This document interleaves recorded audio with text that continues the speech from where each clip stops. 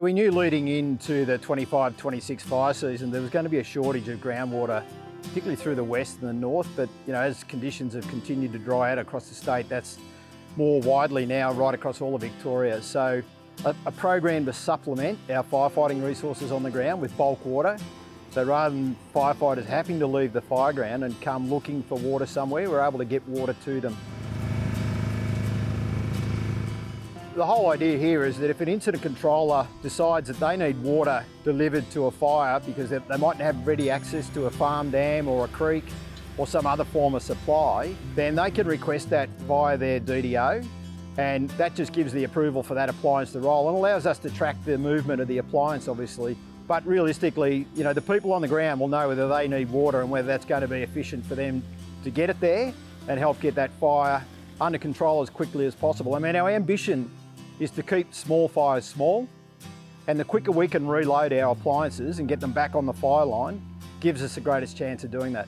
We've got 19 locations selected right across the state. What we aim to do was to get them at geographical locations where they could respond and support our firefighters on the fireground within 60 minutes. It's proving to be very beneficial, and the feedback from our members on the ground is really positive. I think it's something that we'll certainly be looking to continue into the future one way or another. The bulk water tank is brilliant. It's right in the middle of where the action is. It saves us so much time, and if it's in our area, we're really short of water. Half the dams are empty.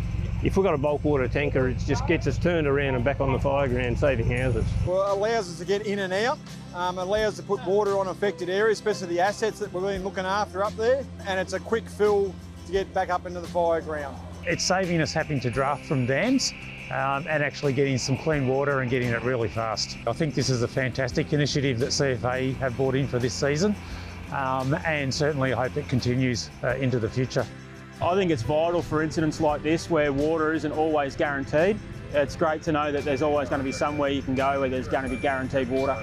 It means firefighters don't have to go looking for water, and they can they know that they've got one spot that they can go to and have a reliable water source.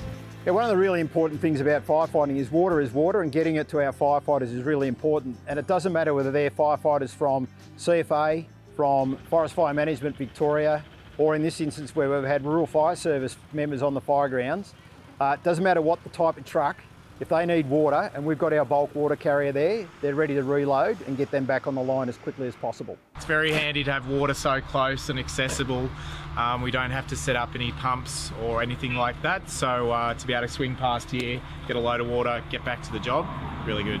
It's the first time that we've had bulk water on contract at our disposal without having to pick up the phone and ring people and see whether they are available to support us. So we've always had a panel of contractors and suppliers that our districts work with, but they may or may not be available because they're earth moving contractors. They might be like the one behind us, a dairy company. They might have other missions that they're on that day. So what we've done is we've gone out, we've sourced these 19 bulk water tankers, and we've got them on contract so they're available to CFA. We've had examples of them already running for 24 hours at some of the fires where two drivers running a change of driver, maintaining the truck on the fireground 24 hours. It's been phenomenal.